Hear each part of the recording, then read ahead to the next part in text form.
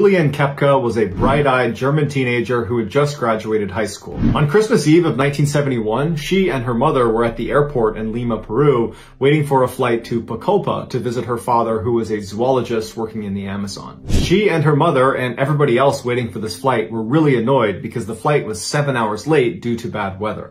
Finally, it arrived, and Julianne, her mother, and everybody else who had been waiting boarded Lanza Flight 508. And immediately after takeoff, they started hitting some pretty bad turbulence because of the bad weather, but Julianne really liked flying, so she didn't mind. Her mother, on the other hand, was white-knuckling the armrests. But after 10 minutes or so, as they were getting nearer to cruising altitude, the turbulence was not getting any better. In fact, it was getting much worse, and Julianne was starting to get worried herself. And then when the plane started shaking so violently that all of the overhead bins opened up, and luggage and wrapped presents and Christmas cakes started pouring out, Julianne now began white-knuckling the armrest. As she's sitting there, she looks out the window and she sees all this lightning right outside their window, and it was clear they were literally flying through a lightning storm. And so Julianne and her mother are just looking at each other, unable to speak because they're so scared, and they're listening to the other passengers screaming and yelling, and everyone's starting to panic.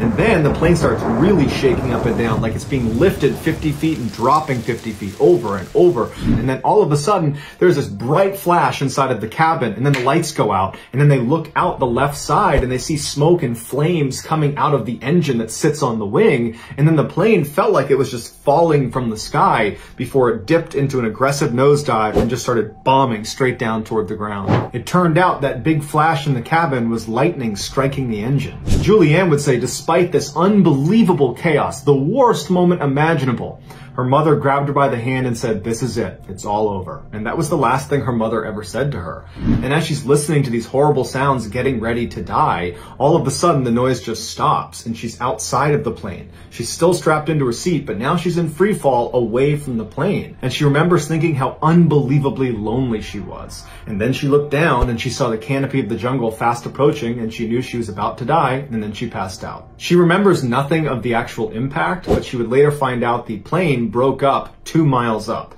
So she was in free fall for 2 miles in that seat before hitting the ground. She woke up the next day looking upwards towards the jungle canopy, and the first thing she said out loud was, "I survived." And she's looking around and she yells for her mother, but there's no one around her. No one yells back. And that's when she realizes, I'm all alone, and probably everybody, including my mother, is dead. She had somehow managed to not only survive, but only have a broken collarbone and some deep cuts in her leg. She could hear planes overhead that were most likely looking for the crash site and potentially survivors, but she couldn't see them because the canopy was so thick, so they couldn't see her. She was wearing a very short sleeveless mini dress and flip-flops, but in fact she had lost one of her flip-flops, but elected to keep the other one on because she had lost her glasses in the crash and she was incredibly nearsighted, and so she would use this one flip-flop to test the ground ahead of her before committing with her bare foot. Before the crash, she had spent 1.5 years at her parents' research station out in the Amazon, and in that time she'd picked up very valuable survival skills for being in the rainforest. So the first thing she did was stand up and go looking for a stream, because her father had told her, wherever there's a stream, that stream will oftentimes lead to civilization. And so she began walking, and sure enough, she found a stream. And instead of just walking next to the stream, she got in it and began walking directly in the middle of the stream, because her parents had told her that you're less likely to get attacked by a predator if you're standing in the water versus standing on land. She only walked a little ways before she came across the crash site. There was no bodies, it was just debris, and all she could find that was useful was a small bag of candy. So she took the bag of candy and continued walking down the stream.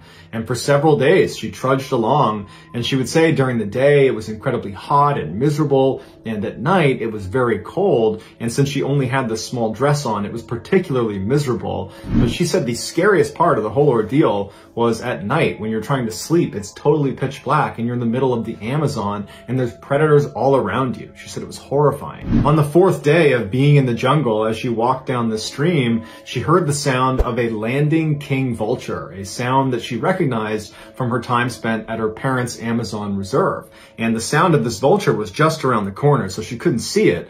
But she knew these huge vultures only showed up if there's a ton of dead meat. And so she knew as soon as she rounded that corner, she was going to come face to face with the bodies from the crash, potentially even her mother. But she kept moving forward, she turned the corner, and sure enough, there were bodies. The vulture took off, and what she was left looking at was a bench with 3 passengers on it still buckled in. They had clearly landed head first. Immediately, she had an intense sense of panic because she had never seen a dead body before, and she thought one of them was her mother. But when she went over to examine this particular corpse, she saw her toenails were painted pink, and her mother never painted her toenails. And so she had this intense sense of relief that it wasn't her mother, but at the same time felt very ashamed of that thought. There was nothing on the 3 bodies or near them that could help her survive, and so she said her goodbyes and she continued walking down the stream. By the 10th day of this ordeal, she could barely stand straight because of her broken collarbone and the pain in her leg, and so she began drifting down the river in one of the deeper sections, and then she thought she was hallucinating when she saw this big boat docked up against the side of the river. But when she went up to it and touched it, it was real. She went up on shore, she looked inside, there was no one in the boat, but it looked like a boat that was used, and there was a path that led back into the jungle. And so she followed the path and it led to this hut, and no one was in there, but outside was a jug of gasoline. And she had this wound in her arm that was full of maggots. And she remembered her father using gasoline to get maggots out of a wound in their dog. And so she took the gasoline and dumped it in her arm, and she said it was excruciatingly painful, but she was able to pull out 30 maggots and felt very proud of that accomplishment. After that, she fell asleep inside of the hut and just hoped that whoever lived here eventually showed up. And sure enough, the next day she woke up and she heard 2 men talking outside that were walking towards her.